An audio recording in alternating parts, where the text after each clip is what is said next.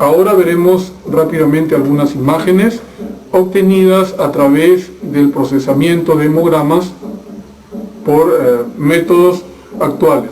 Cuando uno somete una muestra de sangre a un contador automático de hemogramas, obtiene en un minuto toda esta información. Nos da la cantidad de glóbulos blancos, nos da la cantidad de rojos, nos determina el valor de hemoglobina, calcula el hematocrito, nos da los constantes corpusculares, el valor de las plaquetas y además nos da una fórmula diferencial de los leucocitos. En esta diapositiva vemos que el recuento de blancos está normal, que el valor de hemoglobina está normal, el valor de hematocrito está normal, las constantes corpusculares están dentro del rango, el RDW es menor de 14,5, por lo tanto normal, el recuento plaquetario está normal y el volumen plaquetario está normal. Por lo tanto es un hemograma normal. En este otro hemograma encontramos que ya pues el paciente expresa una anemia moderada de 9,7 de hemoglobina, microcítica hipocrómica, porque tiene un volumen menor de 80, tiene una hemoglobina corpuscular media menor de 27, tiene un RDW alto, mayor de 14,5, tiene un recuento plaquetario normal. Entonces tenemos una anemia microcítica hipocrómica con RDW alto y recuento plaquetario normal. Lo más probable es que se trate de una anemia ferropénica en un niño, porque hemos dicho que en los niños las plaquetas no se mueven mucho porque la causa más importante en ellos es la ingesta inadecuada, a diferencia del adulto, en donde la causa más importante es la pérdida crónica y ellos van a tener trombocitosis reactiva. En este otro caso vemos que el recuento de blancos está incrementado porque está por encima de 10.000. Hay una anemia macrocítica con un volumen muy alto de 117, pero sin que el RDW se haya movido porque está a menos de 14,5, con incremento en el número de plaquetas. Entonces podríamos decir de qué se trata, podríamos suponer que se podría tratar de un síndrome mieloproliferativo que está recibiendo tratamiento y por eso todavía expresa una discreta leucocitosis, una discreta trombocitosis y una anemia que se está haciendo macrocítica, todavía no megaloblástica porque el RDW no está alterado. Recordemos que la anemia megaloblástica es la que más altera el RDW y puede llegar a esta alteración hasta el 40%. En este otro caso también vemos que hay una discreta leucocitosis sin anemia, con una trombocitosis más o menos importante, mayor de 700.000, con un volumen corpuscular muy alto, por encima de 120, por lo tanto hay maduración megaloblástica, y con un RDW bastante alto de 30,5. Entonces, como no tenemos la información clínica, podríamos sospechar de que se trate de un síndrome linfoproliferativo tipo policitemia vera, que esté recibiendo hidroxiuria algún tiempo y que por lo tanto esté produciendo una megaloblastosis reactiva. Ahora veremos frotices de sangre periférica. Usualmente cuando estudiamos las anemias en mi hospital vemos este tipo de frotis. Dos tipos de poblaciones, una población pequeña con hipocromía y una población relativamente grande sin ella, y además al lado derecho vemos un polimorfo nuclear con más de 5 lóbulos, por lo tanto un polisegmentado. Podríamos suponer que se trate de una anemia canencial mixta, por el componente microcítico hipocrómico ferropénica y por el componente de polisegmentados megaloblástica. En esta ocasión vemos un glóbulo rojo nucleado que está más o menos entre la 1 y las 2 de la tarde, policromatofilia, presencia de esferocitos y pocas plaquetas. Para que una persona tenga un recuento plaquetario normal, por campo deben haber entre 10 a 20 plaquetas, y aquí solamente hay 4. Por lo tanto, nos induce a pensar en un cuadro hemolítico. Un cuadro hemolítico que involucre no solamente a los glóbulos rojos, sino también a las plaquetas. Entonces, cuando hay una anemia hemolítica asociada a una púrpura trombocitopénica, se puede hablar de síndrome de Evans. Entonces, el síndrome de Evans es un componente inmune que involucra anemia hemolítica inmune con PTI. Esta diapositiva nos muestra definitivamente el cuadro de una anemia ferropénica clásica en un adulto.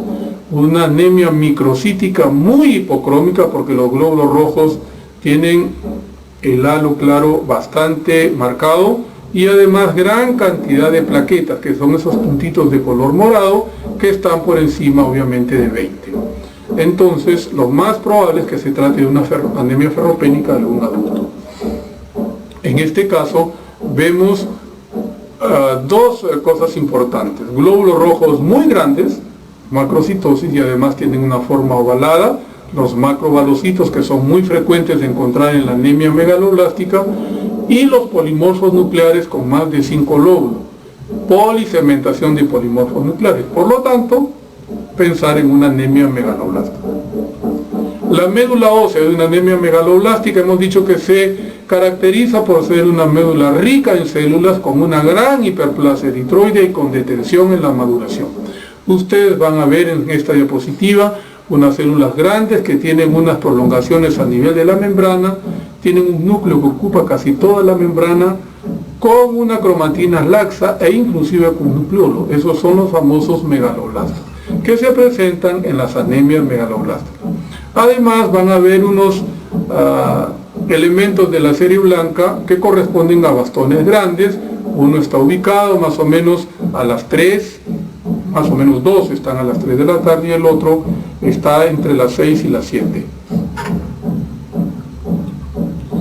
En este frotis se ven muchos esferocitos que al hacer el recuento corresponden a más del 10% en el frotis de sangre periférica, por lo tanto nos hace sospechar de un cuadro tipo esferocitosis hereditaria, y además vemos un polimorfo nuclear polisegmentado, por lo tanto maduración megaloblástica debido al consumo de folato por la hemólisis debido a la esferocitosis hereditaria.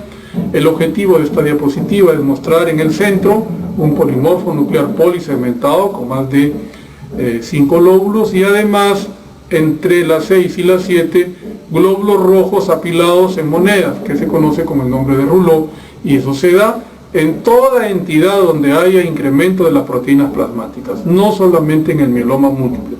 De hecho, la causa más frecuente del Rouleau es a la fecha el fenómeno inflamatorio o el fenómeno infeccioso. Ejemplo, el SIDA. En este frotis se ve mucho esferocito, por lo tanto es una esferocitosis hereditaria, pero el objetivo es mostrar una célula de color medio plomizo con un punteado basófilo muy fino que se encuentra entre las 12 y la 1. Una célula bastante grande, y entre las 6 y las 7 se encuentra un glóbulo rojo nucleado. Es una esferocitosis hereditaria con punteado basófilo y con glóbulo rojo nucleado. En esta diapositiva vemos glóbulos rojos fragmentados, y hemos dicho que estos glóbulos rojos fragmentados reciben el nombre de esquistocito, y la presencia de esquistocito nos debe hacer suponer un cuadro de anemia hemolítica microangiopática presente en la púrpura trombótica trombocitopénica, en el síndrome urémico hemolítico y en la coagulación intravascular diseminada. Más esferocitosis, un glóbulo rojo nucleado con punteado basófilo grueso que se puede encontrar en una intoxicación aguda por plomo, que se conoce con el nombre de saturnismo. La presencia de Rouleau mucho más marcado en esta diapositiva, sobre todo en el centro.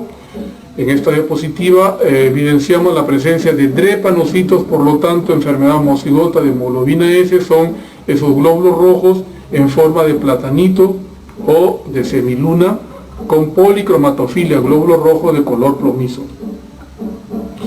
Esta diapositiva también muestra más drepanocitos, y el objetivo es mostrar un drepanocito policromatófilo con punteado basófilo que se encuentra alrededor de las 3. La electroforesis de hemoglobinas virtual que les había mencionado muestra el patrón electroforético en una persona normal. Las personas normales básicamente tenemos 2 hemoglobinas que se visualizan en la electroforesis de hemoglobina. La hemoglobina A, que representa el 98 hasta el 98% del total, y la hemoglobina A2, que debe ser máximo hasta 3,5%. Cuando una persona tiene anemia drepanocítica, habíamos mencionado que no tiene hemoglobina A, porque las 2 cadenas beta están comprometidas. Tiene una nueva hemoglobina que se ubica en la migración de la hemoglobina S, por lo tanto es una hemoglobina S. Tiene la hemoglobina A2 normal y la debe tener normal, porque si tuviera la hemoglobina A2 incrementada sería también una talasemia. La hemoglobina fetal se encuentra incrementada, pero lo más importante es la ausencia de A, la presencia de una banda gruesa en la hemoglobina S y la presencia de hemoglobina A2 normal. Un heterocigoto para hemoglobina S, como tiene una cadena beta normal y una patológica, muestra hemoglobina A, pero en menor porcentaje en relación a una persona normal. La hemoglobina A2 debe estar normal, porque si no tendría un componente talasémico, y además muestra una banda relativamente gruesa en S, pero en menor cantidad que el homocigoto. Y por último tenemos un doble heterocigoto. Un doble heterocigoto vendría también a tener una ausencia total de la hemoglobina A, porque no hay, las dos cadenas beta están comprometidas. En este caso, por tener hemoglobina S, la cadena beta en posición 6 en vez de ácido glutámico tiene valina. Y por tener hemoglobina C, también la otra cadena beta en posición 6 en vez de ácido glutámico tiene lisina. Para fines clínicos se comporta como un homocigoto para hemoglobina S, porque hemoliza siempre, ya que no tiene hemoglobina A. Tiene una hemoglobina S bastante gruesa, pero menor de un homocigoto para S, y además aparece una banda gruesa donde corre la hemoglobina A2, pero junto con la hemoglobina 2 corre la hemoglobina C. ¿Y por qué entonces me he decidido por decir que en vez de A2, o sea talasémico, es portador de hemoglobina C? ¿Por qué? Porque previamente tenía que hacerle un hemograma. Y recordemos que la talasemia es una anemia microcítica hipocrómica. Y en este paciente no hemos encontrado microcitosis y hipocromía, lo que descarta la presencia de talasemia. Entonces se tiene que asumir que es presencia de hemoglobina C. Bueno, con eso terminamos y espero pues que haya sido productiva esta sesión con la máxima posibilidad de entendimiento por parte de ustedes. Muchísimas gracias.